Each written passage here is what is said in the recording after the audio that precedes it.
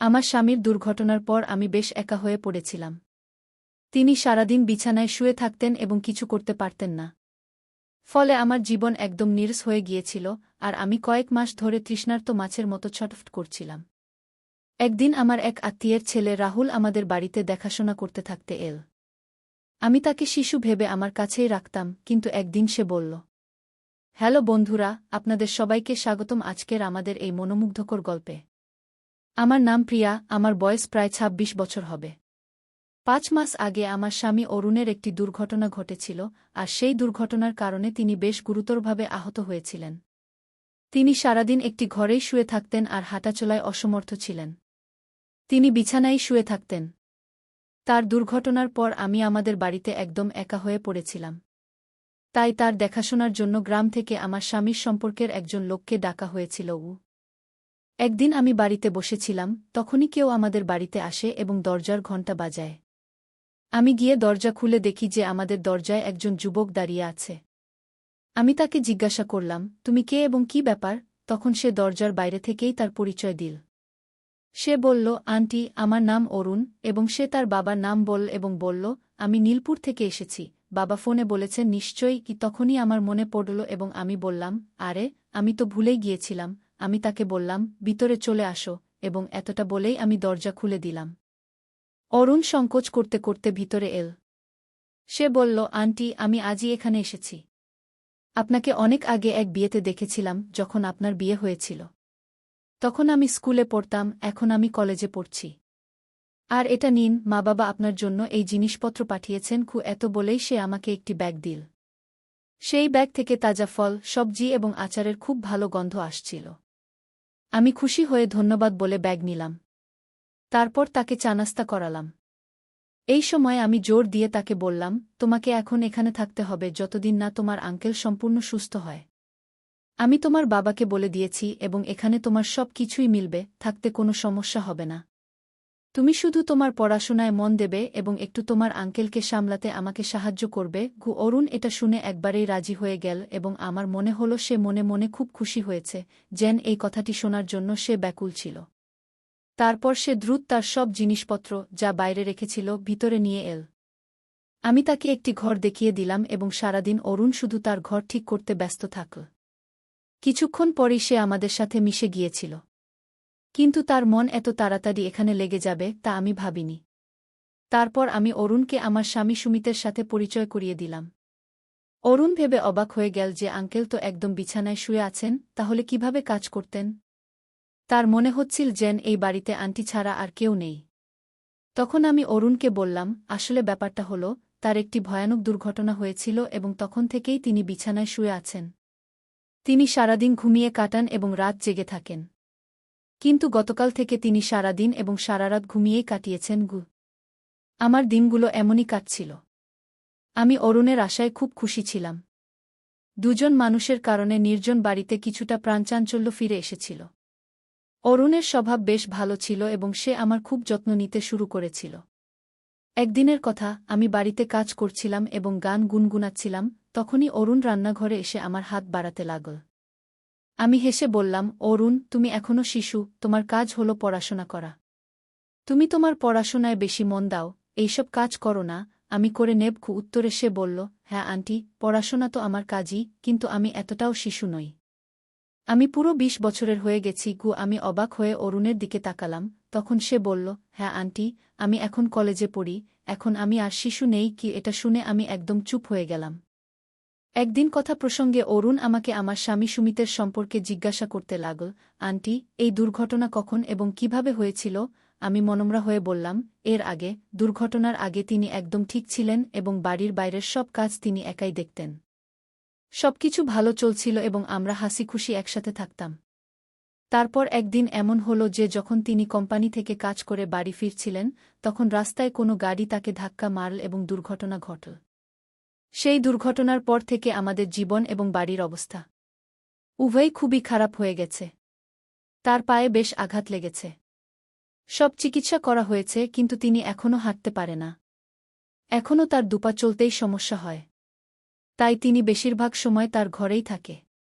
সপ্তাহে ৩ দিন ডাক্তার আসে, আর বাকি সময় তিনি সিনেমা দেখে এবং বই পড়ে। ডাক্তার বলেছেন সময় লাগবে, কিন্তু তিনি ধীরে ধীরে সুস্থ হয়ে উঠবে এবং স্বাভাবিকভাবে হাঁটতে পারবে। অরুণ এটা শুনে তার দিকে তাকাল। সে জানত যে আমাদের বিয়ে হয়েছিল মাত্র 1 বছর আগে। সে বলল, আন্টি, আপনার বিয়ে হয়েছে প্রায় 3 বছর, না? আমি বললাম, হ্যাঁ, 3 বছর হয়ে গেছে। সে বলল, আমারও মনে আছে, আন্টি। তখন আমার 10ম শ্রেণীর পরীক্ষা চলছিল, তাই আমি আপনার সাথে দেখা করতে পারিনি। একবার আপনাকে দেখেছিলাম, আপনি বাবার কাছে কিছু খাবার নিয়ে এসেছিলেন। আমি বললাম, হ্যাঁ, হ্যাঁ, তখন আমার নতুন বিয়ে হয়েছিল, আর আমি তাদের মিষ্টি খাওয়াতে এসেছিলাম, কারণ এর পরেই আমি চলে এসেছিলাম। দিন কেটে গেল, আর অরুণ আমাদের বাড়িতে থাকতে থাকতে 3 মাস হয়ে গেল। অরুণ কিশোর বয়সে টেডা পথেই চলছিল, কিন্তু সে স্পষ্ট বুঝতে পেরেছিল যে আমাদের এই নীরব দাম্পত্য জীবনে ডাক্তার ছাড়া সেই ছিল যে কিছুটা কথা বলত। অরুণ আমাকে পটানোর চেষ্টা করছিল, আর আমিও অনেক দিন ধরে কোনো সুখ পাইনি, তাই আমিও তার দিকে আকৃষ্ট হচ্ছিলাম। আমরা দুজন কাজ থেকে ফাঁকা পেলে অনেক সময় একসাথে কাটাতাম, একসাথে খাবার খেতাম, আর ধীরে ধীরে একে অপরের কাছাকাছি হয়ে যাচ্ছিলাম। আর আমি তাকে ভালোবাসতে শুরু করেছিলাম, আর আমি জানতাম যে সেও আমাকে ভালোবাসতে শুরু করেছে, কারণ এখন আমাদের সম্পর্ক নতুন উচ্চতায় উঠছিল। দিন কেটে যাচ্ছিল, আর আমাদের মধ্যে দূরত্ব কমে যাচ্ছিল। এখন অরুণের কথা আর তার বিভিন্ন অজুহাতে স্পর্শ আমার খুব ভালো লাগত। সে মজা করে আমাকে এদিক ওদিক ছুঁয়ে দিত। সে সম্ভবত দেখতে চাইত যে আমার স্পর্শে আন্টি কিভাবে প্রতিক্রিয়া দেখায়। কখনো কখনো আমার স্বামীর কথা ভেবে আমি খুব দুঃখ পেতাম, আর আমার চোখে পানি চলে আসত। এই সময়ে অরুণই আমাকে সামলে নিত, আর আমাকে ভালোবেসে জড়িয়ে ধরত। আমরা দুজন এখন একই ঘরে উঠবস করতাম, আর একে অপরের মধ্যে হারিয়ে যেতাম। একদিনের কথা, অরুণ একদম ফাঁকা ছিল, তাই সে গান গুনগুনাতে করতে রান্নাঘরে এল আর পিছন থেকে আমার দুচোখ বন্ধ করে আমার কানে মুখ লাগিয়ে বলল, সুনিতা আন্টি, আজ আমি আপনার সব কাজ করব, আপনি এদিকে এসে আরাম করে বসুন গো। সে ধীরে ধীরে আমার নরম গালে চাপ দিতে দিতে আর সুগন্ধি চুল শুকতে শুকতে আমাকে একটা চেয়ারে বসিয়ে দিল, আর আমিও এখন মজায় পড়ে গেলাম। আমি উঠে দাঁড়ালাম, আর সে চেয়ারে বসল, আর আমি তার কোলে বসে গেলাম। আমরা দুজন কিছুক্ষণ এমনি শান্তিতে কাটালাম, কিছু বললাম না, শুধু একে অপরকে অনুভব করলাম। 5 মিনিট কেটে গেল, এমন সময় কারো কাশির শব্দ পেলাম। আমরা দুজন চমকে উঠলাম, আর আমি ভয়ে তড়িঘড়ি অরুণ থেকে আলাদা হয়ে গেলাম। যদিও অরুণের ইচ্ছা ছিল না যে সে আমার থেকে আলাদা হোক, কিন্তু কিছু ভেবে সে আমার থেকে সরে গেল আর হাসতে হাসতে বাইরে চলে গেল। আর সে বাইরে গিয়ে বসে রইল, আর আমাদের মধ্যে কাটানো মুহূর্তগুলো মনে করে হাসতে লাগল। আমিও এসব দেখে ফেললাম, তাই আমি তার কাছে গিয়ে বসলাম আর তার এক গালে একটু চাপড় দিয়ে অন্য গালে একটা মিষ্টি চুমু দিয়ে চলে এলাম। এতে অরুণ বলল, আরে আন্টি, অন্য গালের সঙ্গে এত শত্রুতা কেন?